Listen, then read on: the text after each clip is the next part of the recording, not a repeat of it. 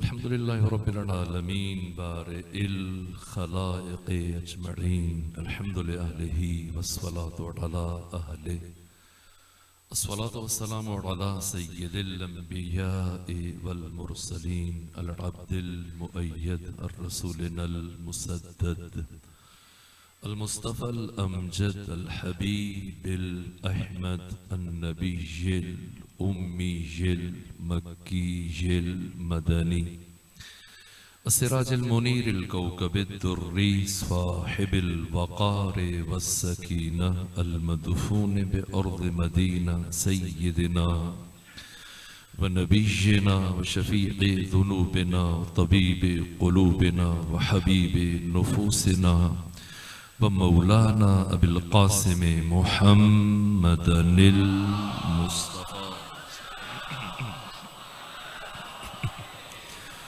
وأهل بيته الأطيبين الأطهرين الأنجبين المأسومين المظلومين ورحمة الله على أحبابهم وأصحابهم وشيرتهم ومحبيهم ومواليهم أجمعين ولعنة الله على أعدائهم ومنكري فضائلهم وغاصبي حقوقهم من يوم عداوتهم إلى الآن ومن الآن إلى قيام يوم الدين وبعد يوم الدين أما بعد فقد قال حق سبحانه وتعالى في القرآن بسم الله الرحمن الرحيم وما خلقت الجن والإنس إلا ليعبدون ما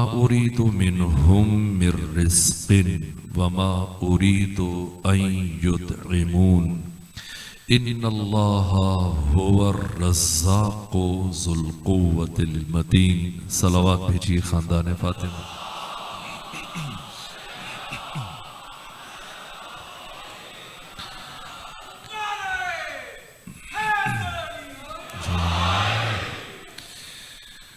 امام الموحدین شاہکار رسالت عالم ہست و بود میں حق تعالی کا سب سے عظیم معجزہ وجود مبارک امیر المومنین کی شہادت کے موقع پر خود رسول اسلام کی بارگاہ میں آقا امام زمانہ کی خدمت میں آپ مومنین کی خدمت میں تعزیت پیش کرتا ہوں۔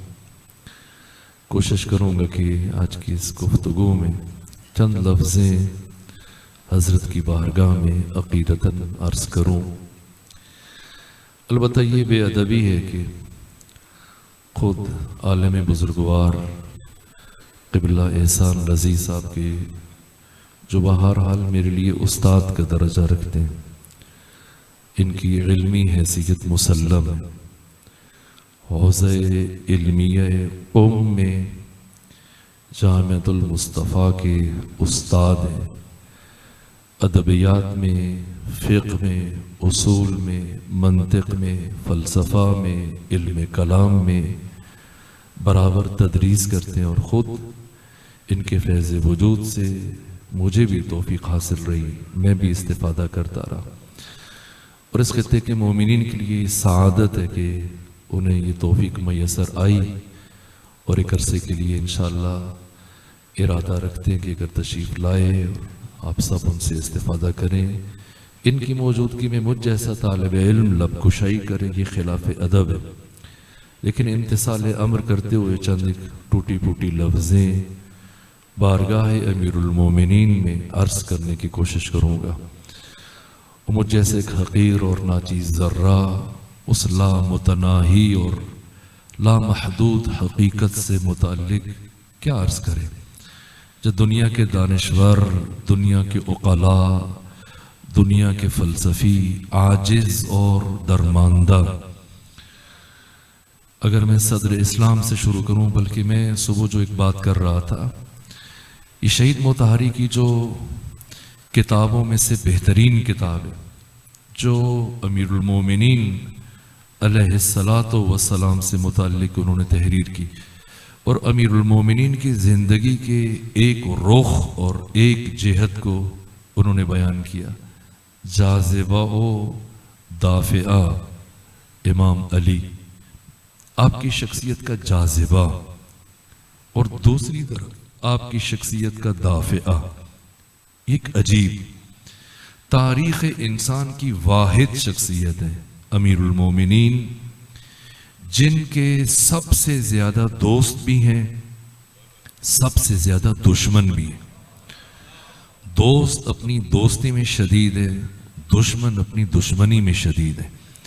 یہ امیر المومنین کی از جملہ خصوصیات میں سے ایک خصوصیت ہے.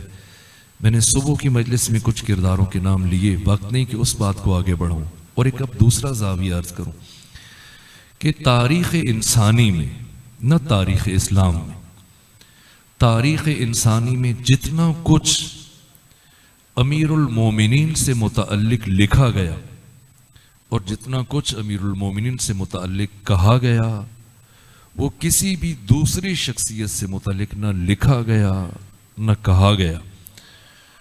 1400 سالوں سے عقل بشر کو، ذہن بشر کو، فکر بشر کو جس طرح سے امیر المومنین کی شخصیت نے اپنی سمت مشغول کیا، یہ خصوصیت کسی اور شخصیت کے حصے میں نہیں آئی. حتیٰ دوست، دشمن، اپنے بیگانے، مسلمان، غیر مسلم، مستشرقین، عقلاء عالم، فلسفی، دانشور، فقی، محدث، ہر طبقہ بشر کے، ہر سطح فکر کے فرد نے آپ سے متعلق گفتگو کی.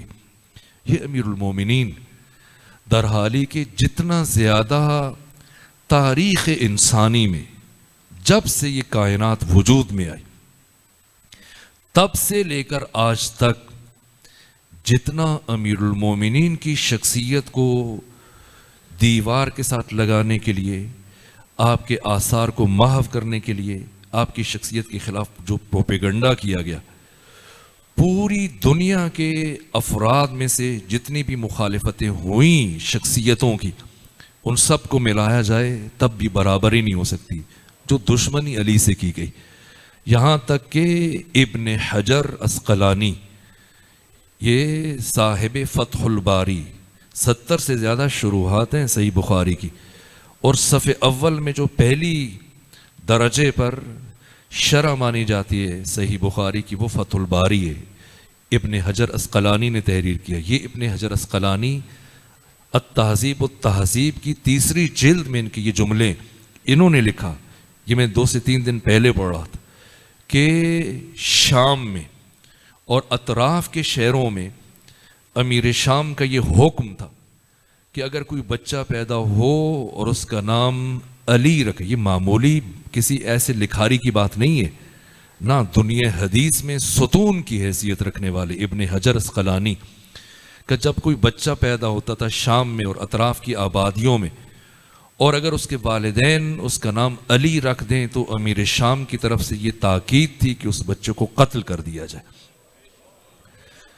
یہاں تک کہ ایک بچے کو جب قتل کرنے لگے تو اس کا باپ روتا روتا آگے بڑھا، ماں سب چلائے، اور اچانک سے باپ کی، یہ ابن حجر نے لکھا ہے، باپ کے منہ سے دہن سے یہ جملہ ادا ہوا کہ نا اس کا نام علی نہیں، اس کا نام الی ہے. تو انہوں نے تلواروں کو نیام میں ڈالا اور واپس چلے گئے. اس حد تک دشمنی. آپ جانتے ہیں کہ بعد میں جو سلسلہ بھی جاری رہا، یہاں تک کہ ابن مرجانہ نے، عبید اللہ ابن زیاد نے، جب امام سجاد سے نام پوچھا کہ کیا نام ہے آپ کا، تو فرمایا کہ میرا نام علی ہے. تو اس نے جسارت کی کہ علی کو تو اللہ نے کربلا میں قتل نہیں کر دیا تھا؟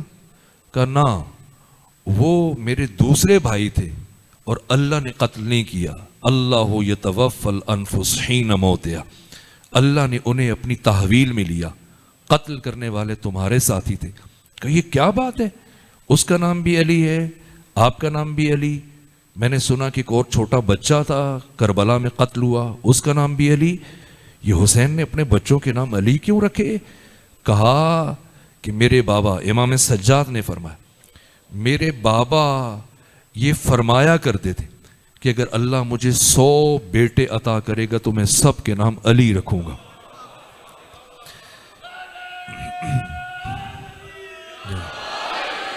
ایک طرف یا علی دشمنی اس حد تک کہ دشمن کو نام بھی گوارا نہیں، اور دوسری طرف اس نام کو پرچار کرنے کے لیے میں جب بھی آذان کی آواز سنتا ہوں، مسجدوں سے، امام بارگاہوں سے، مدرسوں سے، جب آذان میں اشہد ان علی ولی اللہ سنتا ہوں تو گاہے میری آنکھیں نم ہو جاتی ہیں کہ اس ایک نام اور اس ایک ذکر کی بقا کے لیے فاطمہ زہرا اپنے گھر سے دربار کا طولانی سفر طے کیا. اہل بیت نے زندگیاں لگا دیں، یہاں تک کہ روز عاشور سرور و سالار شہیدان امام حریت، امام عزت، امام انقلاب حسین ابن علی علیہ آلاف و تحیت وسلام نے اس وقت تک تلوار نہیں اٹھائی. دیکھیں یہ غیر معمولی بات ہے، یہ صبر کی انتہا ہے کہ علی اصغر جیسا بیٹا ہاتھوں پہ شہید ہو اور آپ علی اصغر کے خون کو اپنی ریش مطہر پر مل لیں اور تلوار نہ اٹھائیں. کس نقطے پر حسین نے تلوار اٹھائی؟ اہل بیت کا وہ خط قرمز، وہ آخری لائن جس سے آگے پھر وہ کسی کو بڑھنے کی اجازت نہیں دیتے، اس آخری خط کا نام علی ابن ابی طالب ہے. اس لیے آخری مرحلے میں تمام 72 لاشیں اٹھانے کے باوجود حسین نے تلوار نہیں اٹھائی. کب اٹھائی؟ جب اپنے گھوڑے کو خیام کے دروازے پر باندھا اور اپنے نانا کے ناکا پر سوار ہوئے، نانا کا امامہ رکھا، نانا کی عبا رکھی، نانا کا عصا اٹھایا، نانا کی انگوٹھی پہنی، جا کے خطبہ دیا، اتمام حجت کیا، اور پھر اب تلوار اٹھانی ہے. لیکن تلوار اٹھانے سے پہلے جو امام حسین نے دشمن سے اعتراف کیا، بتاؤ کیوں میرے قتل پر جمع ہوئے ہو؟ سب نے بیک زبان جواب دیا، بغضاً لابیک، اے حسین تیرے بابا علی کی دشمنی میں. اس موقع پر تلوار اٹھائی. حسین بتا رہے ہیں کہ ہماری حد فاصل، ہمارا خط قرمز ذات امیر المومنین. یہ علی کون ہے جن کے لیے معصومین نے اپنی زندگیاں لگا دی؟ یہ علی کون ہے کہ ایک طرف دشمنی اس اوج پر، عروج پر، اور دوسری طرف علی کی محبت میں لوگ سرے دار چڑھ گئے، آج بھی اپنی نسلوں کو قربان کرنے کے لیے تیار ہیں صرف نام علی کے لیے. یہ علی کون ہے کہ طول تاریخ میں سب سے زیادہ دنیا کے عقلاء کو اس ہستی نے اپنی سمت متوجہ رکھا. کتنا لکھا گیا، وقت نہیں کہ میں اشارے بھی عرض کروں چونکہ نتیجہ عرض کرنا چاہتا ہوں، لیکن 2 سے 3 مثالیں عرض کروں. رسول اسلام کے عہد سے کے بعد ایک طرف علی دشمنی پورے عروج پر ہے، اور دوسری طرف اگر میں ان شخصیات سے متعلق چند شخصیتوں کا نام لوں، اور وہ شخصیتیں کہ جو اپنے فن میں اور اپنے علم میں کوئی نظیر اور بدیل نہیں رکھتے. یہاں تک کہ خلیل بن احمد فراہیدی خود ادیب تشریف فرمائیں، دنیا ادب میں وہ پہلی شخصیت خلیل بن احمد فراہیدی متوفہ 157 ہجری.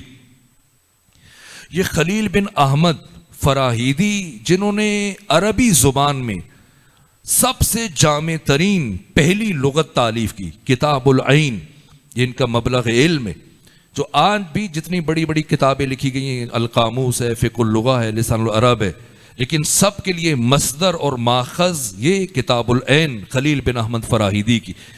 یہ خلیل بن احمد فراہیدی، ان سے کسی نے سوال کیا کہ مد دلیل علی ان علی امام الکل فی الکل، کہ کس دلیل کی بنیاد پر آپ علی ابن ابی طالب کو امام الکل فی الکل مانتے، ہر چیز میں صرف علی کو امام مانتے ہیں؟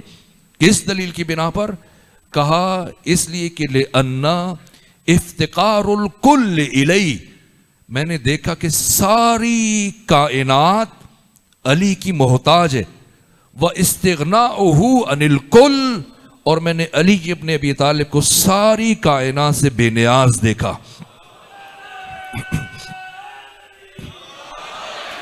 خدا اللہ کے لیے واحد کہنا یہ مجاز ہے، اس لیے کہ واحد عددی میں یہ نقص پایا جاتا ہے کہ اس کا نصف بھی ممکن ہے، اس کا 2 بھی ممکن ہے. اللہ کو جو ہم واحد کہتے ہیں، ایک، یہ مجاز ہے. حقیقتاً خدا احد ہے، احد جس کا نہ نصف ممکن ہے، جس کا نہ دو ممکن ہے، اور روئے زمین پر حق تعالی کی احدیت کا مظہر تام علی ابن ابی طالب، علی ابن ابی طالب جن سے متعلق خلیل جبران نے یہ جملہ کہا، شبلی شمائل نے کہا کہ علی نسختن مفردہ. پہلے خلیل جبران نے کہا اے کائنات، یہ 11 برس کی عمر میں امریکہ چلے گئے تھے، اور آپ دیکھیں سوشیالوجی میں، فلسفے میں، دیگر علوم میں ان کی کتابیں کیا حیثیت ہے. عالمی سطح کے دانشور خلیل جبران، یہ شخصیت ایک مرتبہ اظہار درماندگی کرتے ہوئے کن لفظوں کے ساتھ کیا کہتے ہیں، کہا کہ ایک کائنات کیا ہوتا اور کیا ہو جاتا کہ ایک مرتبہ تو اپنی تمام تر توانائیوں کو پھر سے جمع کر کے اس عصر کے انسان کو علی جیسی ہستی عطا کر دیتی. یہ کہنے کے بعد، یعنی اپنی حسرت کا اظہار کرنے کے بعد کرنا علی نسختن مفردہ، علی اس کائنات میں وہ واحد نسخہ ہے، اللہ کی احدیت کا مظہر. جس طرح سے خدا سبحان حق تعالی وحدہ لا شریک ہے، اسی طرح سے بندوں میں کوئی بھی ذات علی کی عدیل و بدیل و سہیم و شریک نہیں بن سکتی ہے.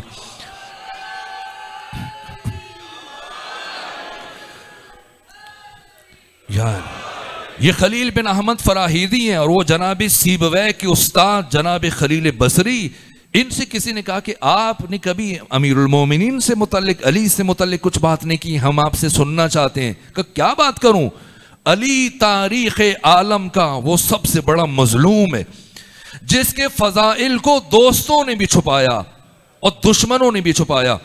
دوستوں نے اپنی جان کی خوف سے اور دشمنوں نے کینے اور حسد کی وجہ سے. ادھر بھی کتمان ہے، ادھر بھی کتمان ہے، لیکن ان دونوں کے درمیان پھر چھپائے جانے کے باوجود علی کی اتنے زیادہ فضائل ہیں کہ جنہوں نے مشرق اور مغرب کو اپنے نور سے منور کر دیا.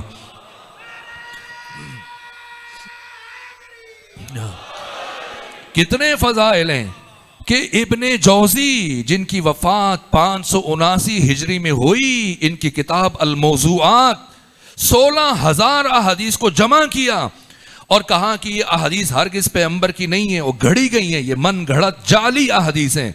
یہ 16,000 احادیث جو ختمی مرتبت سے منسوب کی گئی ہیں، جعلی من گھڑت احادیث کا، ان احادیث میں سے کوئی ایک حدیث بھی علی ابن ابی طالب سے متعلق نہیں. کیوں؟ کہا کہ اللہ نے علی ابن ابی طالب کو اتنے فضائل عطا کیے کہ اب اس کے چاہنے والوں کو علی سے متعلق کسی جھوٹی حدیث کو گھڑنے کی ضرورت نہیں ہے. اور یہ حبر الامہ مفسر قرآن ابن عباس کہتے ہیں کہ میں نے پیغمبر کی زبان سے امیر المومنین علی ابن ابی طالب کی شان میں 27,000 احادیث کو سنا ہے، سماعت کیا ہے. اور یہ ابن عساکر ہیں جن کا تعلق شام سے ہے، تاریخ مدینہ تو دمشق لکھنے والے 160 جلدیں، یہ سیریا سے، شام سے ان کا تعلق ہے. اس کے باوجود جو تاریخ لکھی ہے، تاریخ ابن عساکر، آپ ڈھونڈیں جا کے آپ کو امیر شام کا ذکر نہیں ملے گا، لیکن اپنی تاریخ کی 3 جلدیں علی امیر المومن کی شخصیت کے لیے انہوں نے وقف کی اور علی سے متعلق اظہار خیال کیا.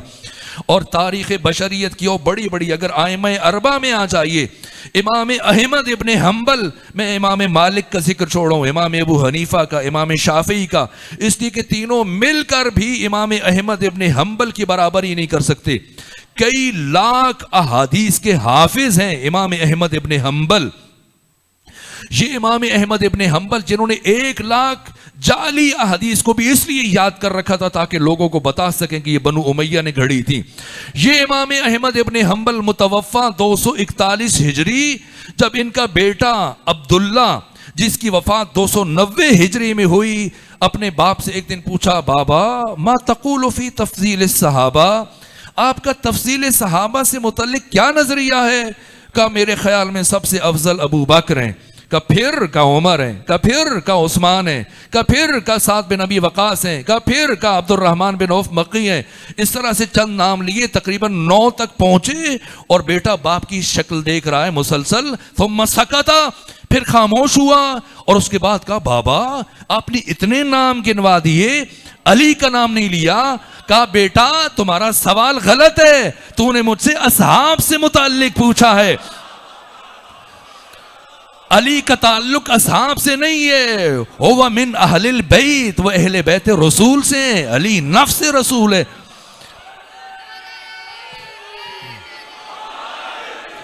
آپ شبائے قدر کے درمیان یہ جو لمحات ہیں, شبائے قدر, ایک شب قدر گزاری, پھر کل پھر جاگیں گے شب قدر ہے, پھر 23 کو شبائے قدر کے درمیان. یہ دیکھیں بو علی سینا غیر معمولی شخصیت ہیں جن سے متعلق خمینی بت چکن نے یہ جملہ کہا کہ لم یکن لہو کفوا احد.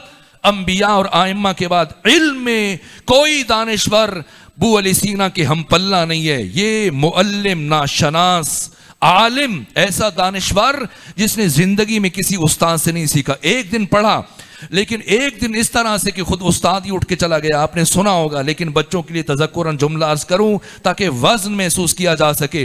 ایک دن ان کے والد بزرگوار کے دوست تھے, عالم, ان کو پڑھانے کے لیے آئے, فلسفی تھے, دانشور تھے. جب بیٹھے چند لمحے انہوں نے درس سنا تو ایک سوال جڑ دیا گفتگو کے بیچ میں. کب بتائیں استاد, تخلیق کائنات سے پہلے خدا کیا کرتا تھا؟ اب تو کائنات کا نظام چلا رہا ہے, کائنات کو ادارہ کر رہا ہے. جب کائنات نہیں بنائی تھی کیا تب خدا بیکار تھا, کیا کرتا تھا؟ تو استاد خاموش ہوئے, پریشان, سوچتے رہے کہ ایسا سوال جو آج تک میرے ذہن میں نہیں آیا, اس 4-5 برس کے بچے کے ذہن میں کیسے آ گیا؟ پھر اٹھے اور ایک ڈنڈا اٹھا کر پیٹنا شروع کیا. کہاں شاگرد استاد سے آگے بڑھ گیا اور اس کے بعد روتے ہوئے چل پڑے کہ میں اس بچے کو پڑھانے کی صلاحیت نہیں رکھتا. البتہ سوال اتنا مشکل نہیں تھا جو ابو علی سینا نے پوچھ لیا. اگر تھوڑا سا سوچتے تو پتہ چل جاتا کہ خدا تخلیق کائنات سے پہلے کیا کرتا تھا. خدا محمد و آل محمد پر درود بھیجتا تھا.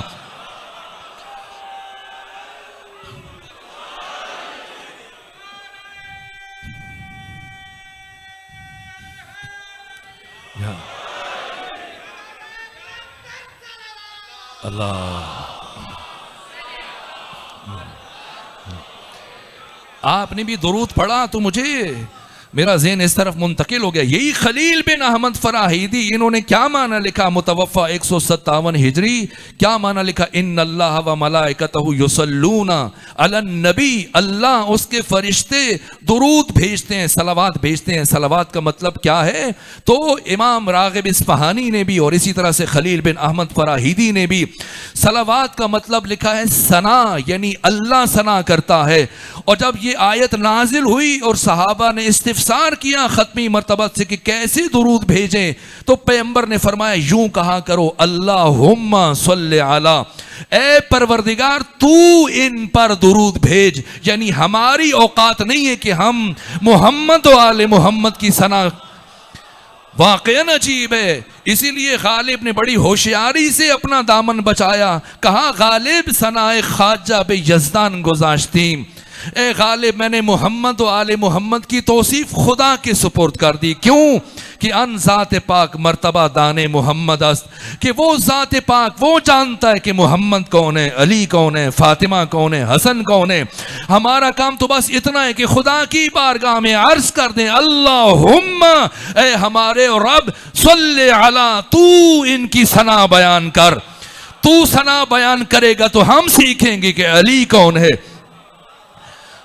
علی حقیقت اللہ معدود ہے. یہ علی ابن ابی طالب جن سے متعلق امام خلیل بن احمد فراہیدی نے یہ کہا, سیبویہ کے استاد نے خلیل بصری نے یہ کہا, امام احمد ابن حنبل نے یہ کہا, ابن جوزی نے, ابن عساکر نے یہ کہا, اور تاریخ عالم, یہاں تک کہ میں بو علی سینا کی بات کر رہا تھا. یہ بو علی سینا استاد, ناشناس, معلم, کسی نے ان کے شاگرد شہریار نے ان سے کہا کہ آپ امام علی سے متعلق کچھ بتائیں, اظہار خیال کریں کہ آپ کا علی ابن ابی طالب سے متعلق کیا نظریہ ہے. یہ ایک جملہ اتنی وسعت رکھتا ہے کہ کئی گھنٹے اس پر گفتگو ہونی چاہیے.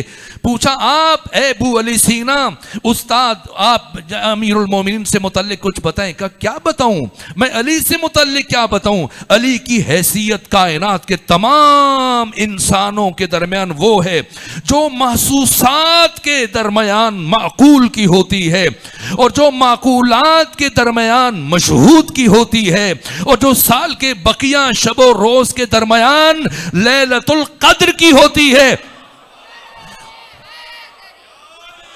کیونکہ آپ لیالی قدر کے درمیان ہیں. ایک شب قدر گزاری ہے, اب شب قدر دوسری شب قدر میں داخل ہو رہے ہیں. اس لیے کہا کہ علی کی حیثیت کائنات کے تمام انسانوں کے درمیان وہی ہے جو سال کے بقیہ شب و روز کی نسبت لیلۃ القدر کی ہے. مجھے بتائیں, یہ جو آپ نے شب گزشتہ اپنے سروں کے اوپر قرآن رکھے ہیں اور پھر جو اعمال بجا لائے اور ساری رات جاگتے رہے, اگر آپ رات میں نہ جاگتے اور سوتے رہتے, کیا لیلۃ القدر کی عزت میں کمی آ جاتی؟ کیا لیلۃ القدر کی عزت کا راز سر پر قرآن رکھنے میں ہے؟ نام قرآن سر پر رکھیں پھر بھی لیلۃ القدر ہے, قرآن سر پر نہ رکھیں پھر بھی لیلۃ القدر ہے, ساری رات سو کر گزار دیں پھر بھی لیلۃ القدر ہے, ساری رات جاگ کر گزار دیں پھر بھی لیلۃ القدر ہے, عبادت کریں تب بھی نہ کریں تب بھی. لیلۃ القدر کی عظمت کا یہ راز نہیں ہے ساری رات سوئے رہنے سے, ساری رات غفلت میں پڑے رہنے سے اس کی عزت میں کوئی کمی نہیں آئے گی, اور ساری رات عبادت کرنے سے اس رات کے شرف میں اضافہ نہیں ہوگا. کہ اسی طرح سے علی لیلۃ القدر ہے, ساری کائنات علی کے دروازے پر سجدہ ریز ہو جائے تو علی کی عزت میں کوئی اضافہ نہیں ہوگا, اور ساری کائنات اگر علی کا انکار کر دے تو کائنات نقصان اور خسارے میں ہوگی, علی کو کوئی نقصان نہیں پہنچے گا. علی حق تعالی کی صمدیت کا مظہر تام ہے, خدائے بے نیاز کا عبد بے نیاز علی ابن ابی طالب.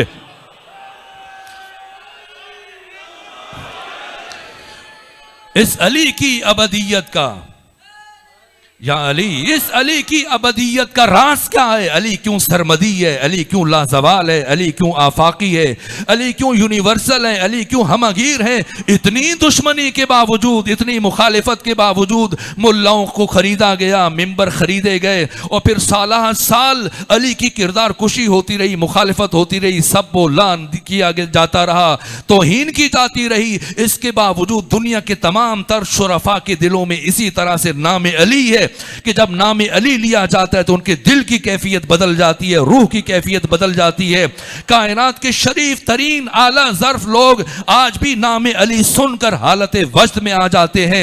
یہاں تک کہ ختمی مرتبت نے فرمایا ہے یہ علی معیار حق اور باطل ہے, یہ علی معیار خیر اور شر ہے, یہ علی معیار نیکی اور بدی ہے, یہ علی معیار اچھائی اور برائی ہے, یہ علی ہر کفر اور شرک کے درمیان, خوب و بد کے درمیان معیار ہے. یہاں تک کہ فتح خیبر کے بعد پیغمبر گرامی اسلام کثرت سے صحابہ کو تلقین کیا کرتے تھے کہ میرے صحابہ چھوٹے بچوں کو اٹھا کر ایسے مقام پر کھڑے ہو جایا کرو کسی چوراہے میں جہاں سامنے سے علی ابن ابی طالب گزر رہے ہوں, اور جب علی قریب پہنچے تو تم اپنے بچے کو علی کی طرف متوجہ کر کے سوال کرو, اتحب ھذا الفتى,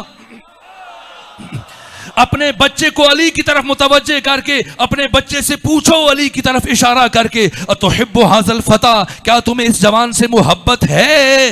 اگر بچہ اس بات میں سر ہلائے کہ ہاں ہے تو گھر جاؤ اللہ کا شکر ادا کرو, اور اگر کہے نہیں ہے تو گھر جا کر اس بچے کی ماں کو طلاق دے دو تاکہ تمہاری نسل سالم رہ سکے.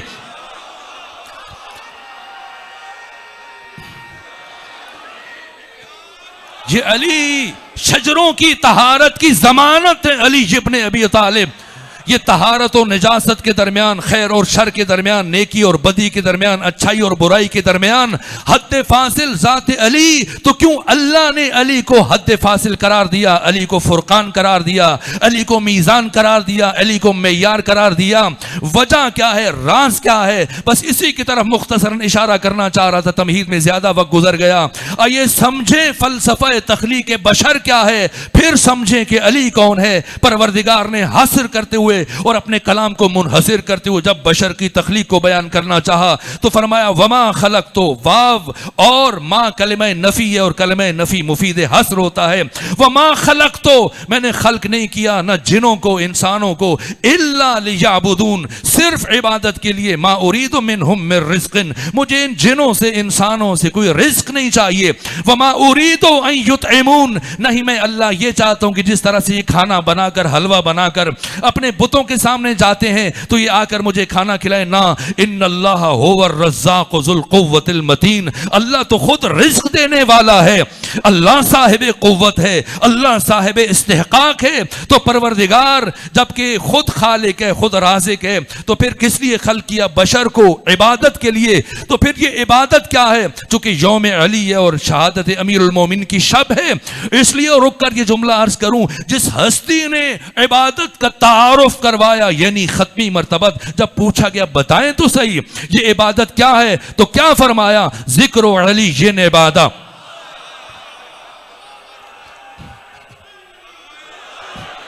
یہ غیر معمولی بات ہے، یہاں تک کہ راوی کوئی اور نہیں ہے، عبداللہ بن عثمان بن عامر، جن کی کنیت ابو بکر اور برادران اہل تسنن کے ہاں یہ پہلے خلیفہ مانے جاتے ہیں، یہ روایت کرتے ہیں خود اپنی بیٹی کے گھر میں ان کے حجرے میں تشریف فرمائے، اور ایسے میں برابر دیکھے جا رہے ہیں، ٹک ٹکی باندھے علی ابن ابی طالب کے چہرے کی طرف برابر دیکھے جا رہے ہیں، اور بیٹی نے سوال کیا کہ آپ تو میرے گھر تشریف لائے اور مجھے دیکھنے کے بجائے علی کو کیوں دیکھ رہے ہیں، جبکہ پیغمبر بھی موجود تھے؟ تو ایک مرتبہ کا اس لیے کہ میں نے پیغمبر سے سنا تھا کہ علی کے چہرے کو دیکھنا عبادت ہے۔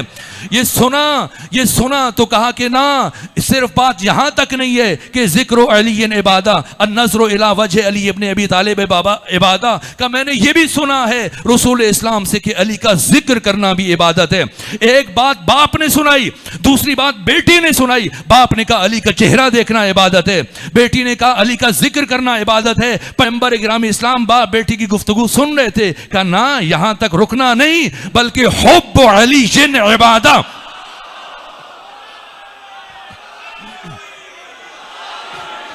علی سے محبت کرنا۔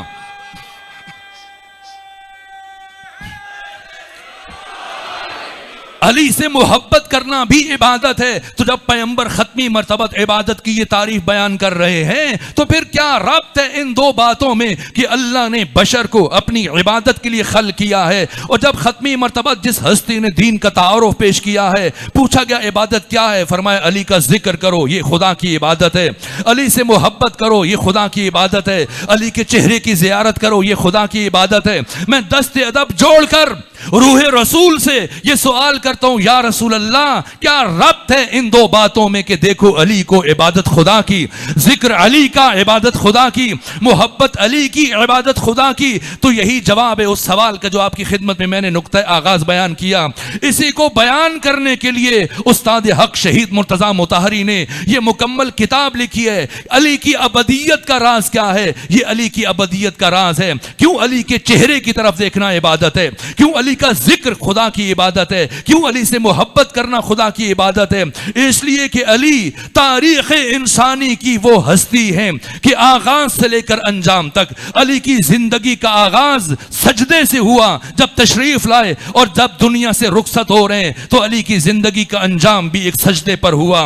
جب آئے تو آپ کے زندگی کا نقطہ آغاز بیت خدا ہے، اللہ کا گھر ہے، اور جب رخصت ہوئے تب بھی خدا نے اپنا گھر منتخب کیا، اور شہید مطہری نے اس راز کو بیان کیا کہ کیوں علی کعبہ میں آئے، کیوں ختمی مرتبہ کعبہ میں نہیں آئے اور علی کعبہ میں آئے؟ کہ اس لیے کہ ختمی مرتبہ اللہ کے جمال کے مظہر ہیں، اور علی ابن ابی طالب اللہ کے جلال کے مظہر ہیں، اور اس عالم ہست و بود میں اللہ کے جلال کے ظہور کی تجلی کو تحمل کرنے کے لیے صرف خانہ کعبہ ہے، اس کے علاوہ کوئی دوسرا مقام صلاحیت نہیں رکھتا تھا کہ وہ اللہ کے جلال کے ظہور کی تجلی کو برداشت کر سکے۔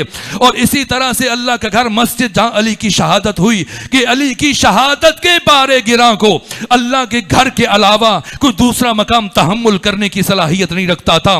دو گھروں کے درمیان، دو سجدوں کے درمیان علی کی زندگی گزری، یہ 63 سال، ان 63 سالوں کے کسی لمحے کے کروڑویں حصے میں بھی علی ابن ابی طالب نے کسی بشر کو، کسی بندے کو اپنی طرف متوجہ نہیں ہونے دیا۔ یہ علی کا کمال ہے۔ ہم بھی تعارف کرواتے ہیں، لیکن علی نے نہ یہ کہ اسباب خود شنائی، نام اسباب خود شناسائی علی نے اپنا تعارف کرتے ہوئے کراتے ہوئے کیا فرمایا؟ فرمایا انا آیت اللہ العظمی، انا آیت اللہ الکبری۔ آپ مجتہدین کو، فقہا کو آیت اللہ کہہ دیتے ہیں، حتی آیت اللہ العظمی بھی کہہ دیتے ہیں، لیکن یہ محض مجاز ہے، حقیقت میں وہ آیت اللہ العظمی نہیں ہے، یہ مجاز ہے۔ جس طرح سے آپ پاکستانی ہیں اور پاکستان میں محمد علی جناح کو قائد اعظم کہتے ہیں تو قائد اعظم تو رسول اللہ ہیں، پھر محمد علی جناح کو قائد اعظم کیوں کہہ رہے ہیں؟ تو یہ مجاز ہے، اس لیے کہ ہمارے درمیان جو باقی اس تحریک میں جتنے افراد تھے، جیسے سر سید احمد خان تھے، محمد علی جوہر تھے، سب ان کے بیچ میں سے یہ بڑے تھے، ان کی نسبت سے، اپنی نسبت سے ہم انہیں قائد اعظم کہہ رہے ہیں، اس لیے درست ہے۔ اسی ترتیب سے یہ جو فقہاء ہیں، مجتہدین ہیں، مراجع ہیں، ہم اپنی نسبت سے ان کو آیت اللہ کہیں تو یہ بالکل صحیح ہے، اس میں کوئی حرج نہیں ہے، لیکن یہ مجاز ہے۔ حقیقی معنی میں آیت اللہ العظمیٰ کا لفظ کس کے لیے ہے؟ خود علی ابن ابی طالب فرماتے ہیں انا آیت اللہ العظمیٰ انا آیت اللہ الکبریٰ، پھر فرماتے ہیں ما للہ آیت اکبر منی، اس پوری کائنات میں علی سے بڑی اللہ کی کوئی آیت وجود نہیں رکھتی ہے۔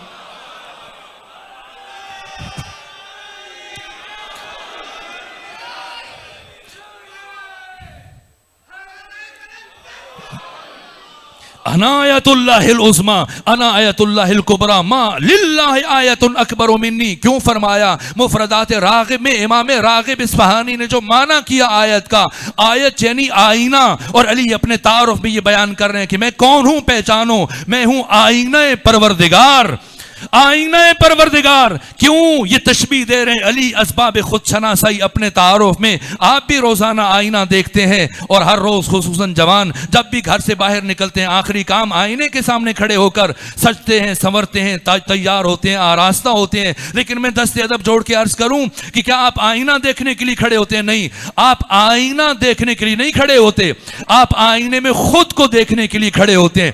آئینہ کب دیکھتے ہیں؟ جس دن اسے خریدنے کے لیے جاتے ہیں، یا کب دیکھتے ہیں؟ جس دن اپنے آئینے کی آپ صفائی کرتے ہیں۔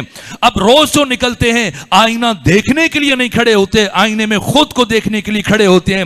اس لیے یہ آئینے کا تعارف ہے کہ آئینہ خود کو نہیں دکھاتا، آئینہ اپنے اندر کسی اور کو دکھاتا ہے۔ یہ علی ابن ابی طالب ہیں جو اپنے تعارف میں فرما رہے کہ میں آئینہ پروردگار ہوں، یعنی علی نے ساری زندگی میں ایک لمحے کے لیے بھی کسی بشر کو اپنی طرف متوجہ نہیں ہونے دیا، ہمیشہ خدا کی طرف بلایا۔ یہ علی کا تشخص ہے، یہ علی کی پہچان ہے۔ اس بات کو استاد شہید مرتضیٰ مطہری نے بیان کیا، یہ علی کی ابدیت کا راز ہے۔ علی ممسوس فی ذات اللہ، علی سر سے لے کر پاؤں تک عشق خدا میں غرق ہے، یہاں تک کہ اس حد تک کہ ابن ابی الحدید معتزلی امام اہل سنت ہیں، نہج البلاغہ کے شارح ہیں، وہ کہتے ہیں کہ جب علی اپنے گھر سے باہر آنے کا ارادہ کرتے تھے، اور جیسے علی کے گھر کا دروازہ کھلتا تھا اور باہر گلی میں آپ کی عشاق، محب، چاہنے والے صفیں باندھ کر آپ کے انتظار میں کھڑے ہوتے تھے، جیسے ان کی نگاہ علی کے چہرے پر پڑتی، بے ساختہ ان کی زبان سے یہ کلمات جاری ہو جاتے، اللہ اللہ ما اتقوا ھذا الرجل، اللہ اللہ ما اعلم ھذا الرجل، اللہ اللہ ما اشجع ھذا الرجل، اللہ اللہ کتنا بڑا متقی آ گیا، اللہ اللہ کتنا بڑا زاہد آ گیا، اللہ اللہ کتنا بڑا عارف آ گیا۔ کہا وہ ذات جسے دیکھتے ہی لوگوں کی زبانوں پر نام خدا جاری ہو جائے، اس کائنات میں وجہ اللہ کہلوانا صرف اسی علی کو جچتا ہے۔ کیوں علی کو دیکھنا عبادت ہے؟ اس لیے کہ جو بھی علی کو دیکھے گا اس کا ذہن فوراً خدا کی طرف منتقل ہوگا۔ کیوں علی کا ذکر کرنا عبادت خدا ہے؟ اس لیے کہ جب بھی علی کا ذکر کیا جائے گا ذہن بشر خدا کی طرف متوجہ ہو جائے گا۔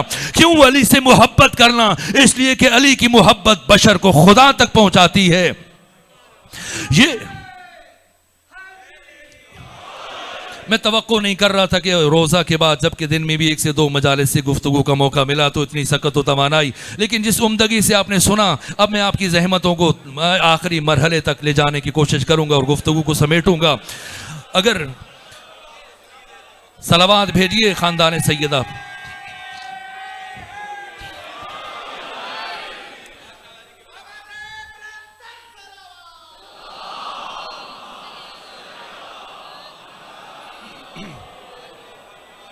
اب وقت نہیں رہا، وقت نہیں بچا میرے عزیزوں، میں خود قرآنی آیات کے تناظر میں اور مسلسل قرآنی آیات کی روشنی میں یہ عرض کرتا کہ کس طرح سے علی کی محبت خدا کی محبت ہے. یہاں تک کہ امام احمد ابن حنبل نے یہ بیان کیا ہے، یہاں تک کہ امام حاکم نشاپوری نے مستدرک علی صحیحین میں یہ حدیث ذکر کی ہے کہ حب علی حب اللہ و ولایتہ ولایت اللہ. علی کی محبت خدا کی محبت ہے اور علی کی ولایت خدا کی ولایت ہے. کیوں؟ اس لیے کہ علی ممسوس فی ذات اللہ. علی سر سے لے کے پاؤں تک عشق خدا میں غرق ہے. ساری زندگی کبھی علی نے، میں دن میں عرض کر رہا تھا جب جنگ خیبر فتح ہوئی تو وہ دروازہ جسے 20 میل، اب میں نے پڑھا روایات میں کہ جب یہ دروازہ زمین پر گرا ہوا تھا تو بعد میں صحابہ کرام جمع ہوئے اور 80 صحابہ کرام نے چاہا کہ اسے اٹھائیں تو 80 صحابہ کرام مل کر اس دروازے کو نہیں اٹھا سکے. جہاں 80 صحابہ جس دروازے کو نہ اٹھا سکیں اس دروازے کو علی صرف ایک جنبش دست سے لگے ہوئے دروازے کو، نہ پڑے ہوئے دروازے کو، نہ لگے ہوئے دروازے کو جو پوری طرح سے پیوست ہے اس قلعے کے اندر، اکھاڑ کر فضاؤں میں اچھالیں اور اچھالنے کے بعد اپنی طرف بشر کو متوجہ نہ ہونے دیں، بلکہ یوں فرمائیں کہ یہ علی کی طاقت نہیں تھی، یہ تو اس کی دی ہوئی طاقت تھی.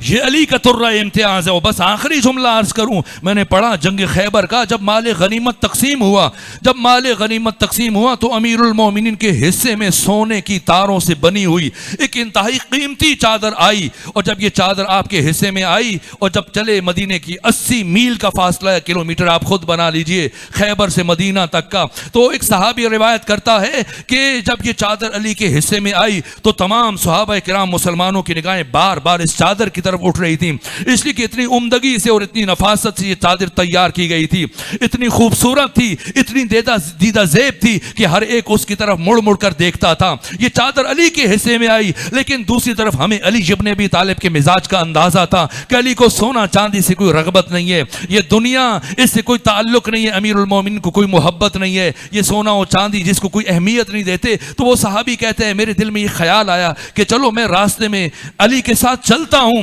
اور علی سے بات کروں گا، مبادا وہ چادر مجھے دے دیں، جبکہ وہ گھر نہیں لے کے جائیں گے، نہ یہ علی کا مزاج ہے. تو وہ صحابی کہتے ہیں کہ میں نے یہ 80 میل کا فاصلہ خیبر سے لے کر مدینے تک علی ابن ابی طالب کے ہمراہ طے کیا اور پھر چلتے ہوئے جہاں باقی باتیں ہوتی تھیں کچھ وقت گزرنے کے بعد پھر میں چادر کا قصہ شروع کر دیتا کہ کتنی خوبصورت چادر ہے، کتنی بہترین چادر ہے، کیا حسن صنعت ہے، کیا عمدہ طریقے سے بنا گیا ہے، کتنی پیاری تاریں اس میں لگی ہوئی نظر آ رہی ہیں. یہاں تک کہ پھر موضوع بدل جاتا، پھر سفر طے ہوتا، پھر کچھ وقت گزرنے کے بعد اسی طرح سے میں برابر اس چادر کا قصہ لے کے بیٹھ جاتا تاکہ علی متوجہ ہو جائیں کہ مجھے یہ پسند ہے، مجھے اچھی لگ رہی ہے اور یہ چادر علی مجھے دے دیں اور میں لے کر چلا جاؤں. لیکن خلاف توقع سارے سفر میں علی نے وہ چادر مجھے نہیں دی، یہاں تک کہ سفر کٹتا رہا اور اب مدینہ قریب آ گیا. اور جب مدینہ قریب آیا تو میری حیرت بڑھتی رہی کہ علی کا مزاج نہیں ہے، علی کو سونے چاندی سے کوئی رغبت نہیں ہے اور مجھے یقین ہے کہ علی کی چادر گھر لے کر نہیں جائیں گے. تو سارا راستہ جب کہ میں نے بار بار اپنی دلچسپی کا مظاہرہ کیا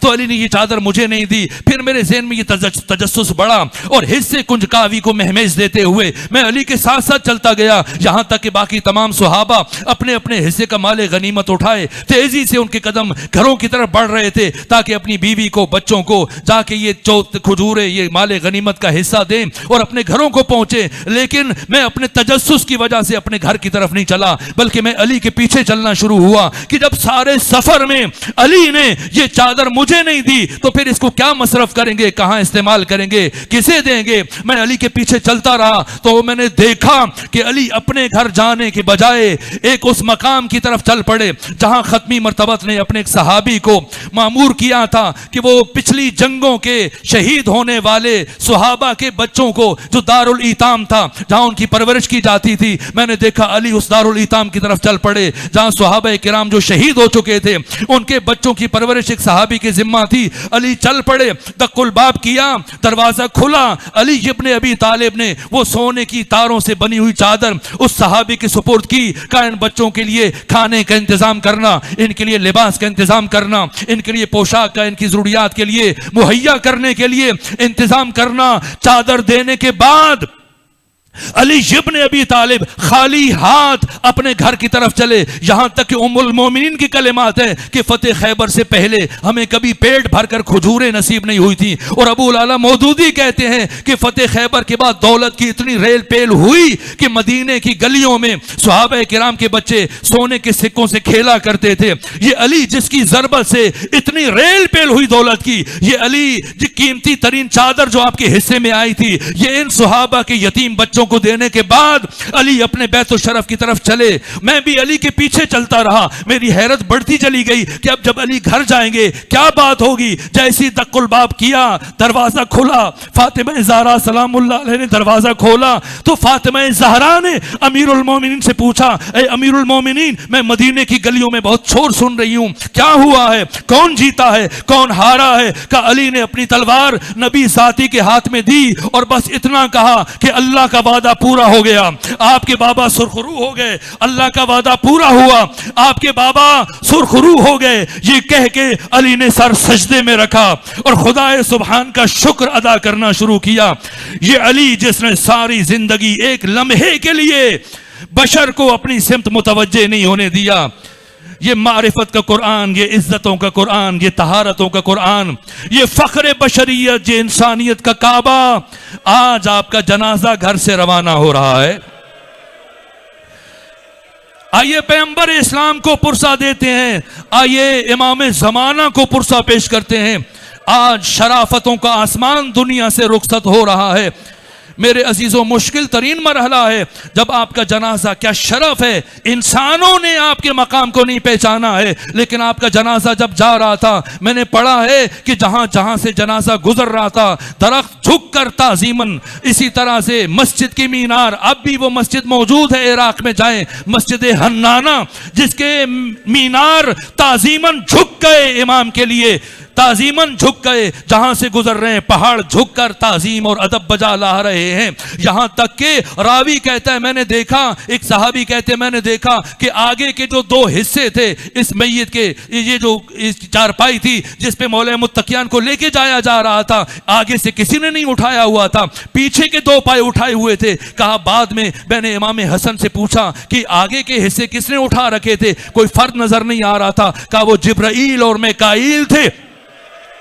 میں دست ادب جوڑ کے عرض کروں، یہ اللہ کی بارگاہ میں علی کی عزت ہے، جن کا جنازہ اٹھانے کے لیے جبرائیل آئے، اللہ نے میکائیل کو بھیجا ہے۔ اسی علی کے بیٹے کا جنازہ، اسی علی کے بیٹے کا جنازہ جب 3 دن مسلسل پڑا رہا اور جب دوسرے دن علی کی بیٹی گزرنے لگی، کیا منظر دیکھا، پتھروں کا ڈھیر ہے، خود کو اونٹ کی بلندی سے زمین پر گرایا اور کوہنیوں سے پتھروں کو ہٹانا شروع کیا، اور پتھر ہٹانے کے بعد دیکھا حیرت سے، انت الحسین، کیا میرا بھائی حسین تو ہے؟ بس میرے عزیزوں آئیں پرسہ دیں، علی کا جو سب سے بڑا دکھ ہے، علی کا سب سے بڑا درد ہے، زخم لگا، وار ہوا، علی نے گریہ نہیں کیا، 3 دن 2 دن مسلسل تکلیف میں رہے، چہرے کا سارا رنگ زرد ہو گیا، یہاں تک کہ پٹی اور چہرے کے رنگ میں فرق معلوم نہیں ہو رہا تھا، تمام مصائب کو تحمل کیا، علی کی آنکھ سے ایک اشک نہیں آیا،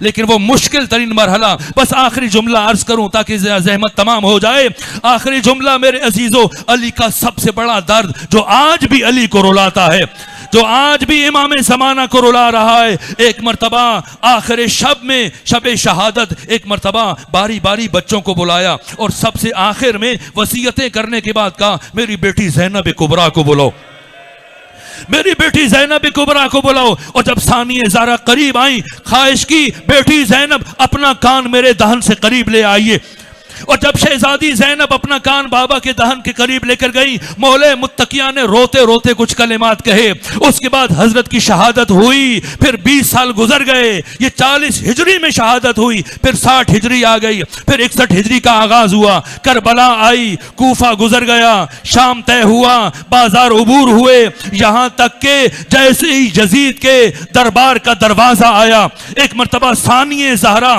جب یزید کے شام کے بازاروں سے کوہنیوں کے بل چلتی رہی، پتھروں کی بارش میں پتھروں کی بارش میں ثانیہ زہرا نے اپنا سفر نہیں روکا، چلتی رہی، کوہنیوں کے بل چلتی رہی، کبھی رکی نہیں۔ سارے سفر میں 19 دنوں میں 3 دن شام شہر کے دروازہ پر بی بی چلتی گئی۔ پہلی مرتبہ سارے سفر میں اس دربار کے دروازے پر بیٹھی، جیسے ہی بی بی بیٹھی ایک مرتبہ سید سجاد آگے بڑھے، کہا پھوپھی اماں کیا گھبرا گئی ہیں؟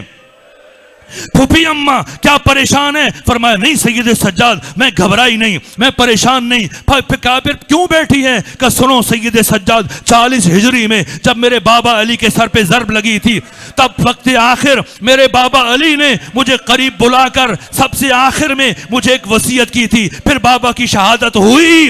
پھر 20 سال بنو ہاشم کی خواتین مجھ سے پوچھتی رہیں اے زینب بتائیں بابا علی نے وقت آخر آپ سے کیا کہا تھا؟ میں نے کبھی کسی کو نہیں بتایا، کبھی کسی کو نہیں بتایا۔ آج زندگی میں پہلی مرتبہ آپ کو بتانے لگی ہوں۔ اے سجاد، میرے بابا علی نے مجھ سے کہا تھا اے بیٹی زینب، میری بیٹی زینب، تجھے اپنی زندگی میں ایک دن ننگے سر یزید جیسے شرابی کے دربار میں جانا۔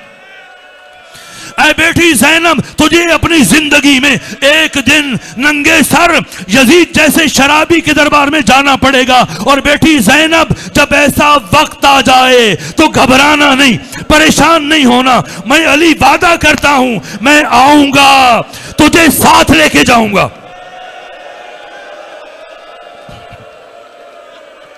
بیٹی زینب گھبرانا نہیں، میں علی وعدہ کرتا ہوں میں آؤں گا، تجھے اپنے ساتھ لے کے جاؤں گا۔ سجاد گھبرائی نہیں، اپنے بابا علی کا انتظار کر رہی ہوں، یہاں تک کہ کچھ لمحے گزرے اور ثانیہ زہرا یہ کہتے ہوئے اٹھ کے کھڑی ہوئی السلام علیکم یا